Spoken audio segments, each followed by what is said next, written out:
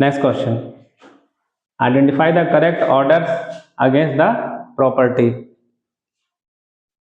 ए में जैसे डायपोलमेंट का ऑर्डर दे रखा है, इसको हमें चेक करना है कि करेक्ट है कि इनकरेक्ट है। बी में number of lone pairs on the central atom. C में बॉन्ड लेंथ। डी में bond enthalpy. To the correct answer. तो ए में अगर आप देखें H2O NH3 CH Cl3, तो डायपोलमेंट सबसे ज्यादा होता है H2O का, O की इलेक्ट्रोनेगेटिविटी सबसे ज्यादा होती है, पोलरिटी ज्यादा यानी चार्ज ज्यादा है।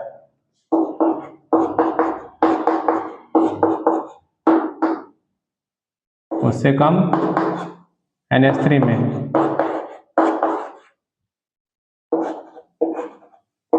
ये इनके वेक्टर होते हैं इस तरह से।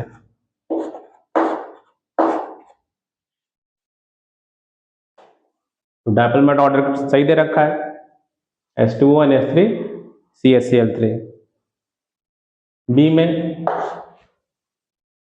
Loan pair on the central atom, तो HCF4 में सेंट्रल एटम पे लोन पेयर काउंट करने के लिए Xc के वैलेंस शेल में 8 इलेक्ट्रॉन, उसमें से 4 बॉन्डिंग में चले गए, तो कितने लोन पेयर बचे? 2। HCO3 में Xc के वैलेंस शेल में 8 इलेक्ट्रॉन, उसमें से 6 O के साथ बॉन्डिंग में चले गए, तो एक पेयर बचा, 1 लोन पेयर। HCF2 में Xc के वैलेंस शेल में 8 इलेक्ट्रॉन, उसमें 2 बॉन्डिंग में चले गए, तो 3 लोन पेयर। लोन पेयर का ऑर्डर जो है वो इनकरेक्ट है।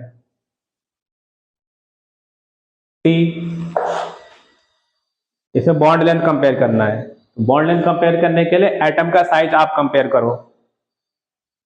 हाइड्रोजन का साइज सबसे छोटा होता है। अब कार्बन ऑक्सीजन में देखो, तो कार्बन ऑक्सीजन नाइट्रोजन,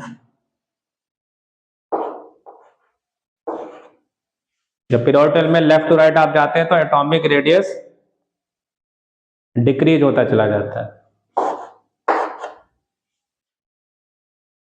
तो सी का साइज बड़ा होगा, तो ये बॉन्ड लेंथ जो होगी ये बड़ी होगी, तो ये ऑर्डर इनकरेक्ट है यहाँ पे। डी में बॉन्ड एंथैल्पी का ऑर्डर, N2 में होता है ट्रिपल बॉन्ड, O2 में डबल बॉन्ड, H2 में सिंगल बॉन्ड।